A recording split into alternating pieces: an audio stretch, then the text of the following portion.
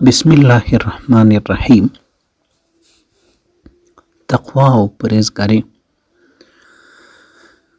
دوستانو، تاسو د سیدنا حضرت یوسف علیه السلام مبارک هغه واقعې او کیسې ته وګورئ چې الله تعالی په خپل سپېڅلي کلام کې بیان کړی ده. دغسې په تفصیل او غونډ او په یو ځای باندې په ټول کلام الله کې د یو پیغمبر یو انسان کیسه هم داسې نه ده ذکر. الله پاک دغې کیسې ته، الله پاک هغې واقعې او هغه صحنې ته، هغه تاریخ ته الله تعالی ښه قصه ویلې ده، احسن القصص. او دا الله پاک د موږ تاسو او د تمام امت مسلمات در آخرت پورې د خدای د بندګان د راتګ لپاره چې راځي څوک، د هغه لپاره د عبرت داستان بیان کړی دی. دوستانو، په دې ټوله واقعې کې یو مقصدي ټکی پکښې کې دي. دا ولې دا پاته سوه تر ورځ در آخرته پورې چې د خدای کلام ویل کېږي، کې زه وایم، کې ته وایه، کې بل وایي، کې بل وایي، کې بل،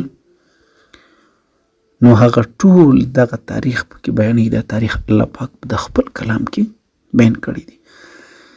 دوستانو، دا صرف او صرف ثمره د تقوا وه. دا صرف او صرف ثمره د تقوا وه.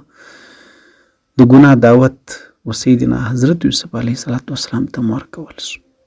ګناه به څه 5 منټه ما بعده خو هېڅ هم نه، لیکن کله چې د تقوا اختیار که، کله چې د ځان کنټرول کوي، کله چې د خدای د رضا طلب په مخه واخیستی، کله چې د خدای نافرمانۍ ته وکتل چې دا زما رب په ما باندې منع کړي دي، ځان یې بچ کړي، در قیامته پورې الله پاک د هغو دا بدله ورکړه چې هغه ښه نوم د دغه ښه تاریخ د دغه خبرې. همدا وجه د دوستانو د دیني کتابونه چې اکثره راخلی نو هغه شروع په دې الفاظو کېږي. تاسو د نورو څه پوښتنه وکړئ او څوک چې بې پوهېږي وګورئ. والعاقبة للمتقین. د آخرت ښې او ښادۍ د دې دنیا د پرهېزګارانو لپاره دي، د دې دنیا د متقیانو لپاره دي، د دې دنیا د تقوادارو لپاره دي. د آخرت ښې او ښادۍ، که جنت دی، که حسرت دی، که عزت دی، که ښه ژوند دی. دوستانو، په دې باندې تاسو ځان پوه کړئ چې د عبادت لپاره الله پاک جل شانه دا فرشتې لږ نه دي. د دې حساب یوازې صرف او صرف الله ته معلوم دی. خو په فرشتو کې یو شی دی، فرشتې د عبادت په دغسې شکل کوي، دغسې طبیعت دی لکه څنګه چې موږ تاسو سهو. په فرشتو کې صرف او صرف طبیعت د نیکۍ الله پاک ایښی دی. په هغې کې خواهشات، په هغې کې د ګناه شوق، په هغې کې نفس، په هغې کې دغه ضرورتونه، دا شی په هغې کې نشته. فرشتې خوراک نه کوي. راځئ د خدای په کلام باندې نظر وکړئ. کله چې سیدنا ابراهیم علیه السلام ته هغه فرشتې رالې درې، نو زیری ورکوي د اسحاق علیه السلام، نو د انسانانو په شکل کې ورته رالې.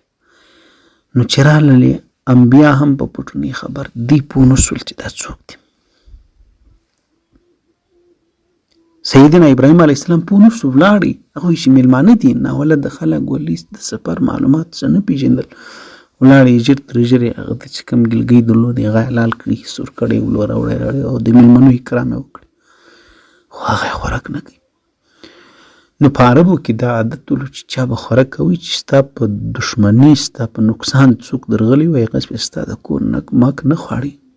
نه مکرام خو اوس وخت کې موږ تاسو هلته په ډوډۍ ناست، هلته په شله غیبت پسې کوه، هلته په ډوډۍ ناست، هلته په عزت کې لوبې ورکوه، خیژ ولوېږه، هلته نقصان ورسوه. دوستانو، د بعضې حیوانانو ته چې انسان وګوري، باور او یقین وکړي چې انسان به خپل ځان ملامته کړي. سپي ته یو څو ګولې ډوډۍ ور واچوه، هغه څومره بیا ستا احسان ورباندې معلومېږي. خدای پاک په خپل کلام کې د آس ستاینه کړې ده. والعادیات ضبحا فالموریات قدحا فالمغیرات صبحا فأثرن به نقعا فوسطن به جمعا ان الانسان لربه لکنود. الله وایي انسان ته خو ډېر ناشکره یې. د دې څه وجه ده؟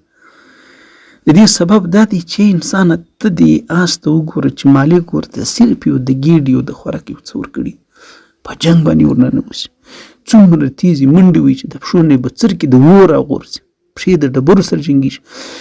په دې جنګ باندې چې ورننوځي د دې خپل مالک د مخکې په جنګ باندې ورننوځي دښمن، دی ما خپل وزر ټکي جنګ کوي، په پښو باندې جنګونه کوي. تاسو به اسانه لیدلي، پښې پکې ماتې شي، لاس دغه یې پکې پرې شي، سر یې پکې کاټ شي، یو نست یو ګیډې دپاره.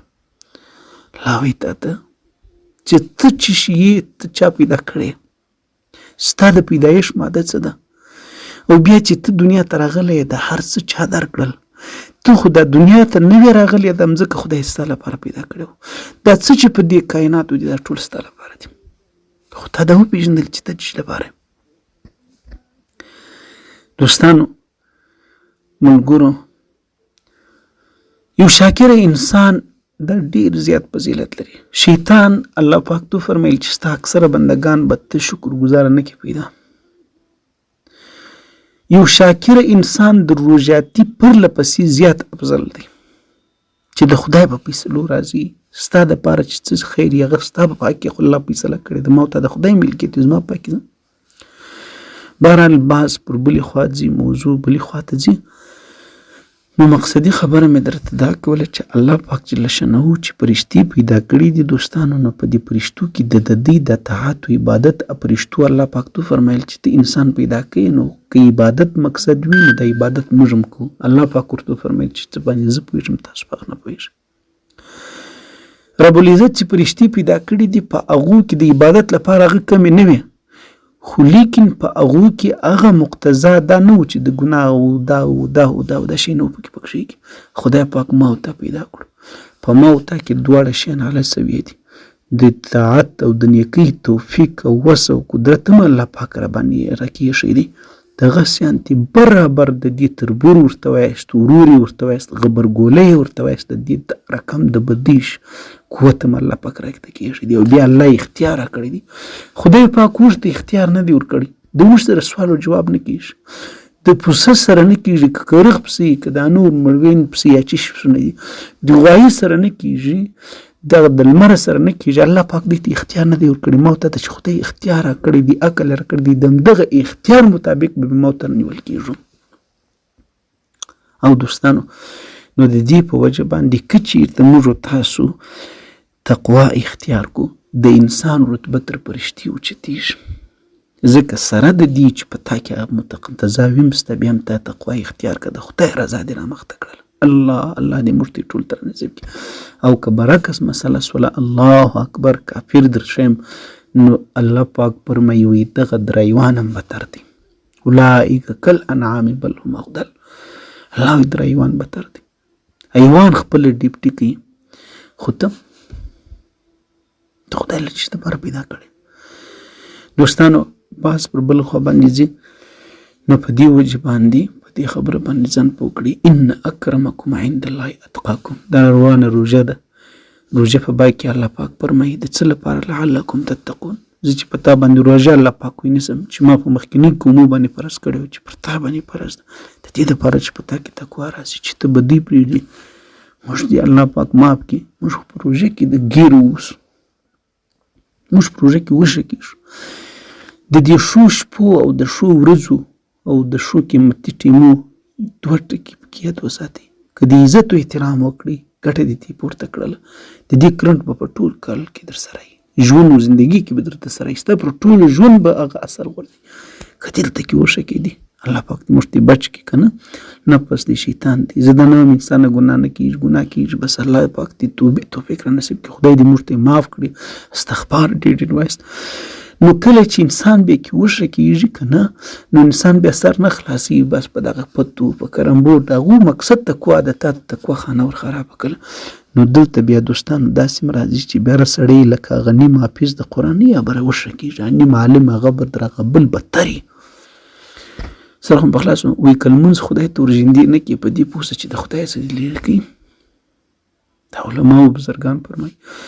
نو زما درنو قدرمنو ورونو دوستانو ملګرو، تقوا دې الله پاک موږ تاسو ته رانصیب کړي. تقوا ډېره ضروري ده، تقوا کې زموږ ستاسو لپاره مقام دی. خدای پاک چې ګوري ما او تا ته په رنګ باندې الله پاک ما او تا نه کامیابي یې شه د آخرت، نه الله پاک جل شانه پر رنګ باندې ناکامي یې شه. بلال تک تورو، ابو لهب ښایسته و، کامیاب څوک سو؟ پر نیکي باندې الله کامیابي یې شه. دوستانو دې ته بیا ګوري چې په آخرت کې په دې ته نسې خلاصېدی چې تا تهجد المنځ کوي، تا تهجد المنځ کوي نو بس چلو ته جنت ته ولاړ شه. په دې ته نسې خلاصېدی. په آخرت کې به فیصلې زما او ستا سره، الله اکبر، د پام فکر ټکی دی، زما او ستا سره به فیصلې په دې باندې کېږي چې تا خو ټیک دی تهجد المنځ کړی دی، لیکن داسې خو به دې نه کړي چې د تهجدو خانه دې مرغلره کړي، دې سره دې بل زیر کړي، د دې سره د بل حق خوړلی، د دې سره دې دروغ ویلي.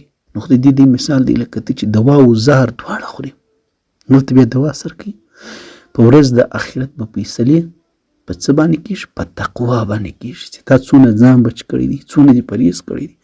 نفلي لمونځونه ډېر مه کوئ، غیبت مه کوه، سر خو دې پوه پړسېدي.